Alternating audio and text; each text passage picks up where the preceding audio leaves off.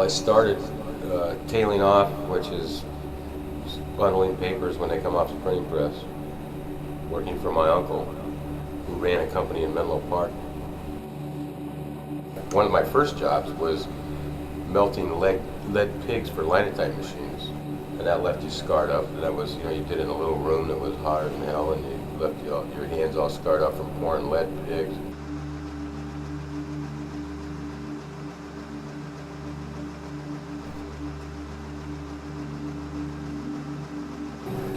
I remember the first time I was operating a press, and I was trained enough to where I got to run the job myself, and I was pushing that fast button. And the presses that I learned how to run were Gauss Urbanites, which is another bigger model than the one we have here. And so they're bigger and louder presses, and pressing that fast button was like driving your first time driving a car or something. And there's a feeling of satisfaction, power, I guess, whatever, making this big machine roar,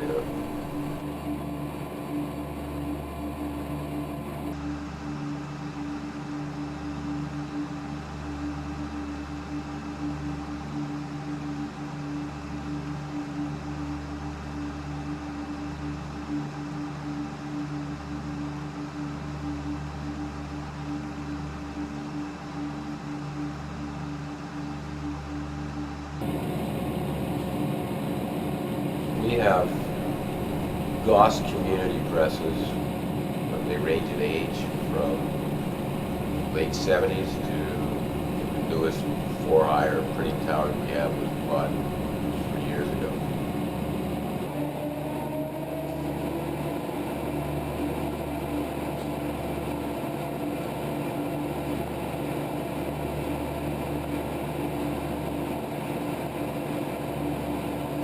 Yeah, every press is different.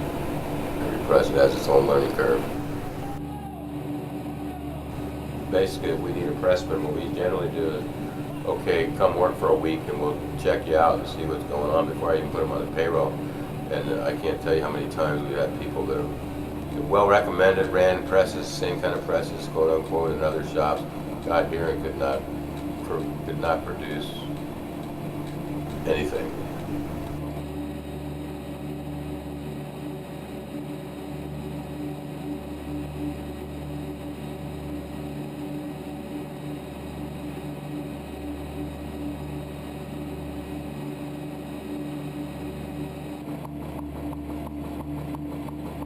One of the things that started the decline of the newspaper is the fact that they stopped reporting local news.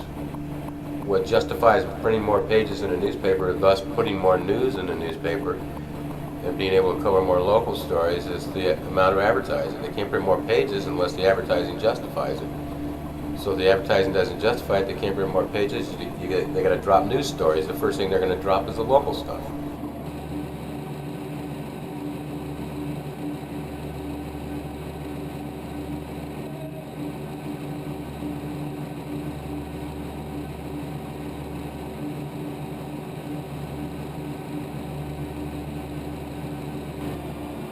For years now, the newspapers, dailies, have been trying to figure out how to make money on the internet, and none of them have figured it out yet.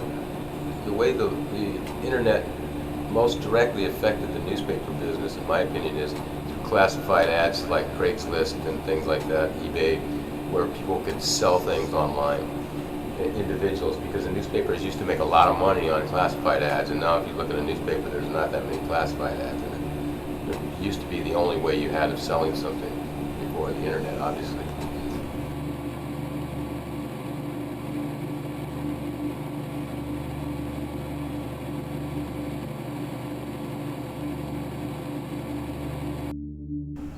For printing newspapers, it's anybody's guess, but I'd say 20 years, these presses will not be viable in the United States in major metropolitan areas.